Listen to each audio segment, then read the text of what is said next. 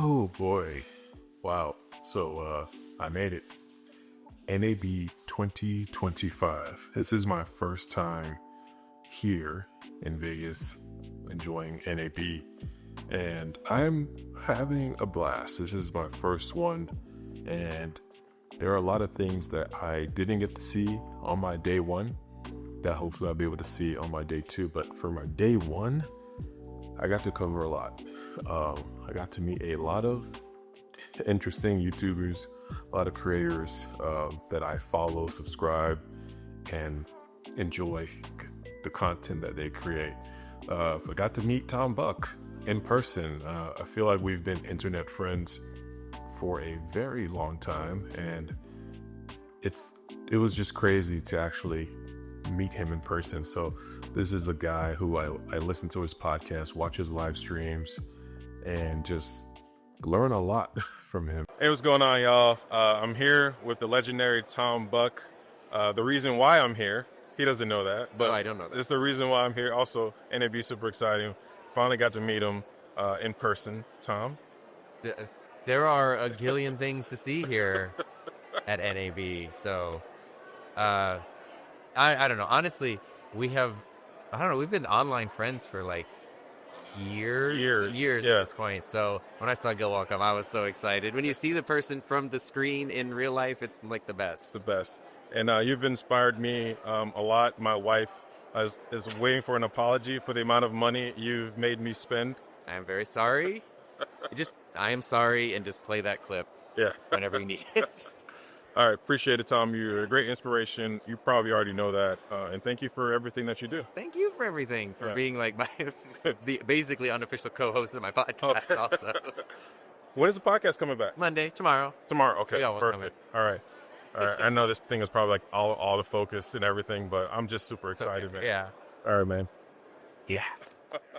I got off the phone with my wife earlier, and she was like, "Hey, how was it? How was your first date?" And I was like, "This is exactly what I wanted. It went exactly how I wanted it to go. There was I didn't get a chance to have this happen. Well, there's more. I'm here for the duration of the event, so what I didn't get to see, I definitely would get a chance to see. And the stuff that I got to see was pretty exciting. I got to play with the Blackmagic A10 Mini Extreme G2. Try saying that 20 times. And it was amazing to actually see a product that was announced. I watched the 3.5 hour or 2.5 hour live stream that Blackmagic put out. I got to play with it after. It's just insane. And I got to play with so many different video cameras. I'm not a Canon person, but I did get a chance to play with the new Canon that just dropped, the Canon R50V or something like that. So I'm at the Canon booth, and I stopped by to check out the R50V. The R50V just came out, and I'm playing around with it, but I noticed that the video is being streamed to an iPad live, and there are 3 different ones. So as you can see here, we got this one here, flip out screen. That way we can see where we're going on. And then I got another one right here. Think so. But here's the cool part. Why do you not happy with the sharpness here? Look at that. That's awesome. Switching in between each camera angles. Just like, do you know why the RF lenses are better? it's awesome. So I can definitely see somebody using this for podcast production, live stream, events, everything is pretty dope. Definitely something to check out for those podcast producers out there. All right. I met Josh Yo, Make Art Now. I saw his jean jacket from like far. I was like, I don't want to be a creeper, but I'm going to respectfully approach him, wait for him, because he's working. These content creators are working. And that was another thing too that I was very aware of. Hey, I'm here for networking. I'm here for work, ish.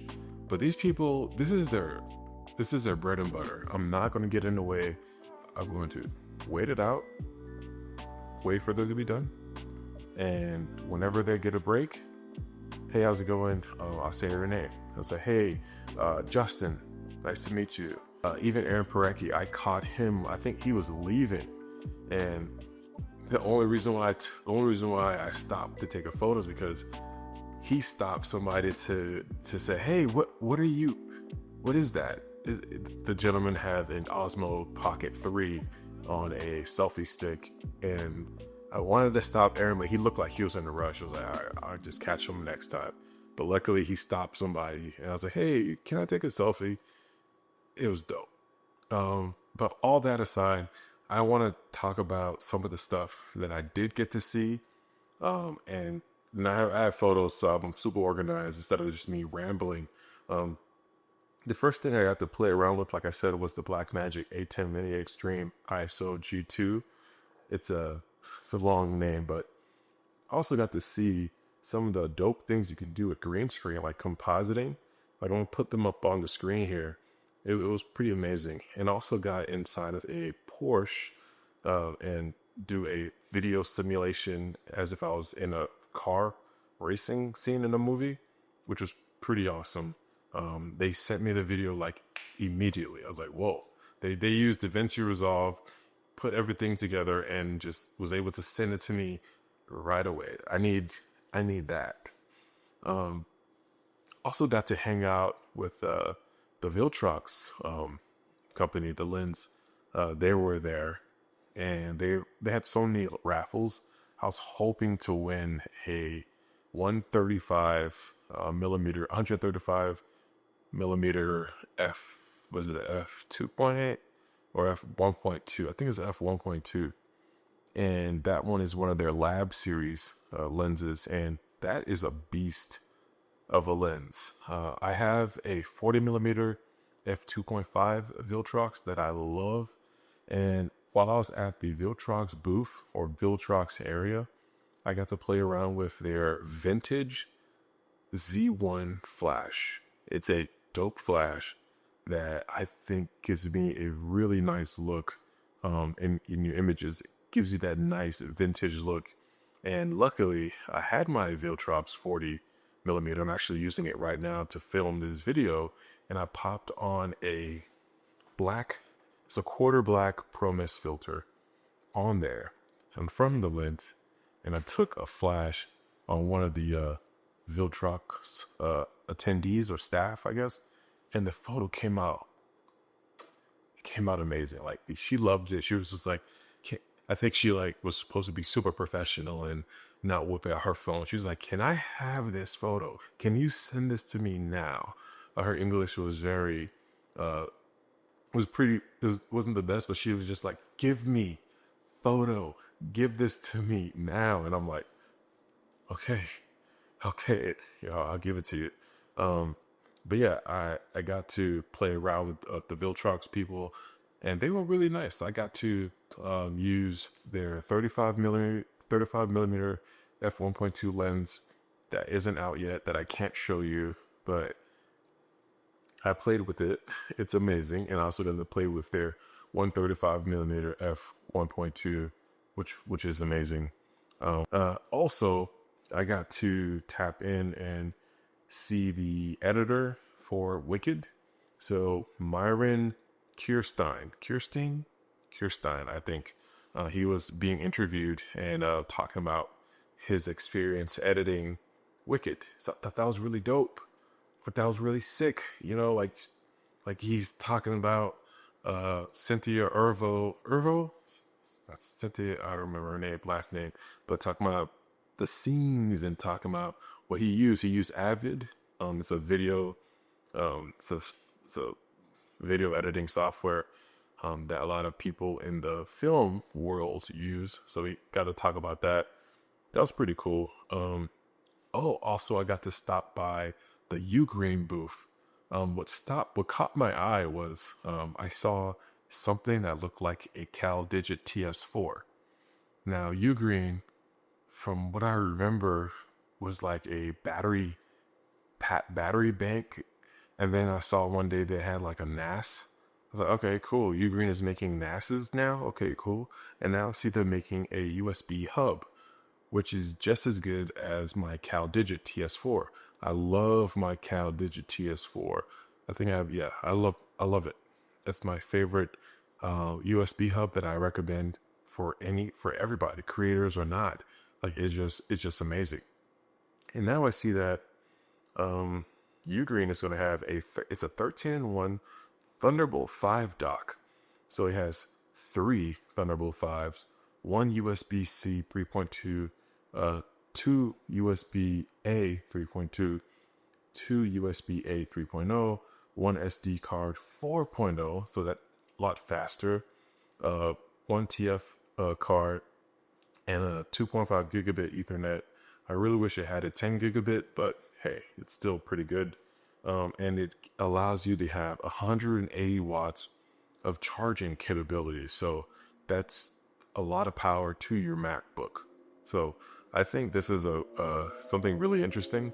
Ugreen is kind of new to a lot of this stuff. So it's just seeing how they're just tapping into a bunch of different markets and different things.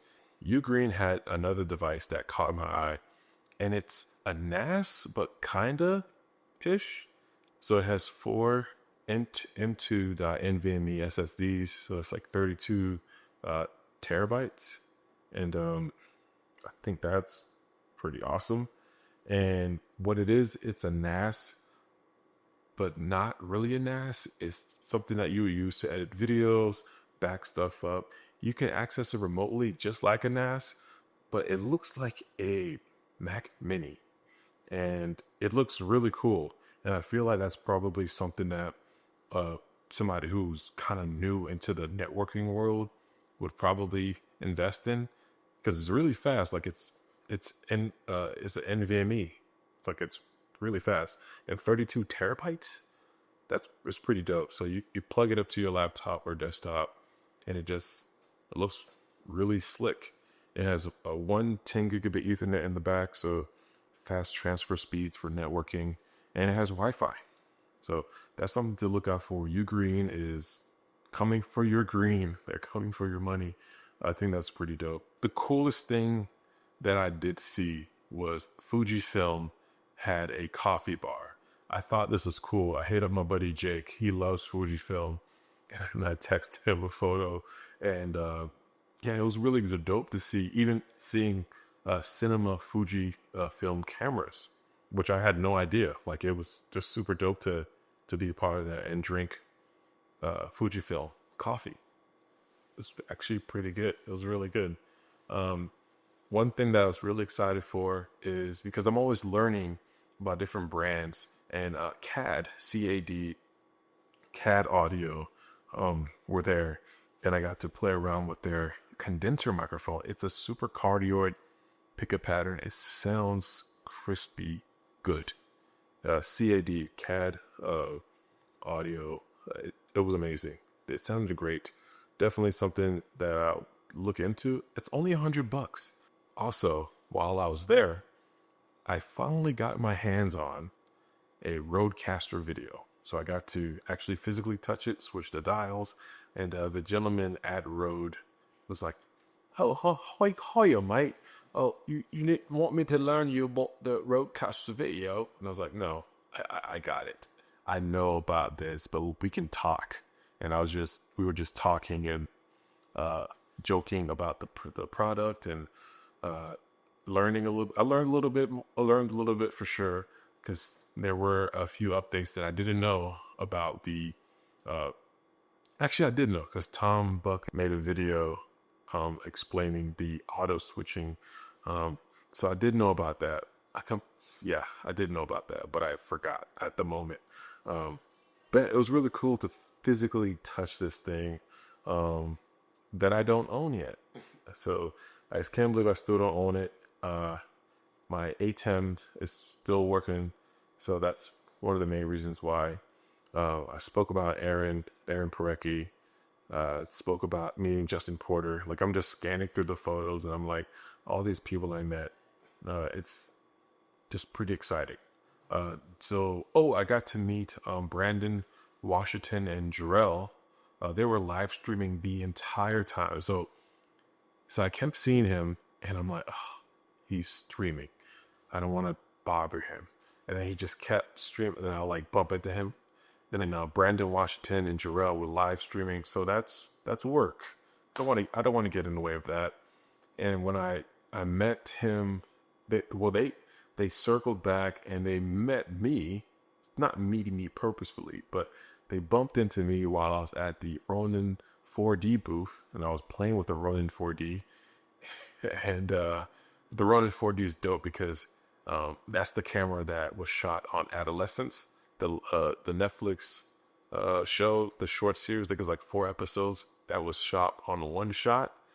So I got to mess around with that. I met them at the 4D booth. I said, hey, can I just take a selfie? They're like, you want to take a selfie? Let's go. We took the selfie, and I was that. Met a bunch of other people, and went back to the Fuji booth. What else? I'm just scanning through the photos. But yeah, that's pretty much it. Like, I had a great time. Day 1, a complete success. Had a great time. Can't wait for day 2.